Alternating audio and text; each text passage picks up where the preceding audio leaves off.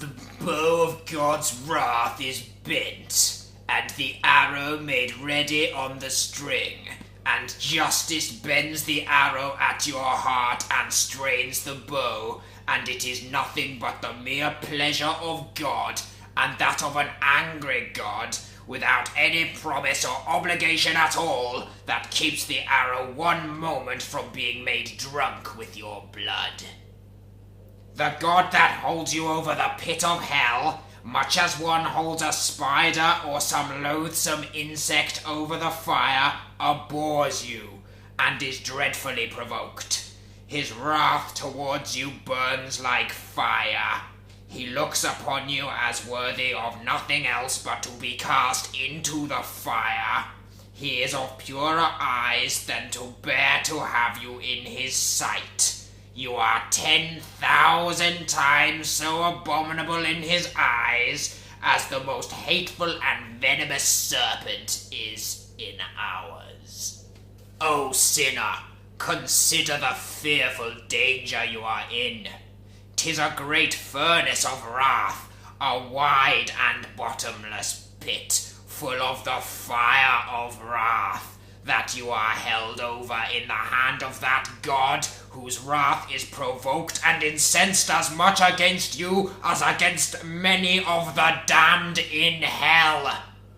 You hang by a slender thread, with the flames of divine wrath flashing about it, and ready every moment to singe it and burn it asunder, and you have no interest in any mediator, and nothing to lay hold of to save yourself, nothing to keep off the flames of wrath, nothing of your own, nothing that you have ever done, nothing that you can do to induce God to spare you one moment.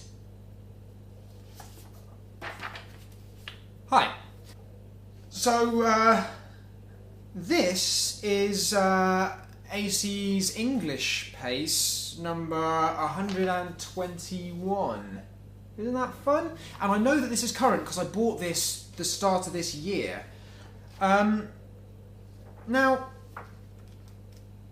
a question that sometimes comes up is, do faith schools promote tolerance and understanding in the community, particularly of people of other faiths? His wrath towards you burns like fire. I submit to you that possibly, if this is the kind of thing that is being taught in a school, then it's quite unlikely that tolerance is really being promoted. Alright, so I'm interested.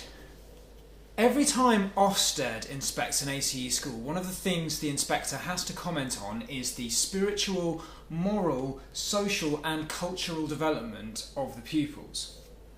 Okay, so let's have a look at some recent reports. This is Loxley Christian School from 2011.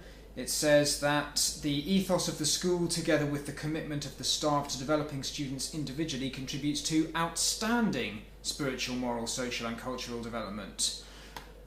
Carmel Christian School, 2012. Spiritual, moral, social and cultural development of pupils is good, and in the early years is outstanding. Okay, Emmanuel Christian School from 2012. Provision for all pupils' spiritual, moral, social and cultural development is good. This is Maranatha Christian School from 2010, and they are saying pupils' spiritual, moral, social and cultural development is outstanding.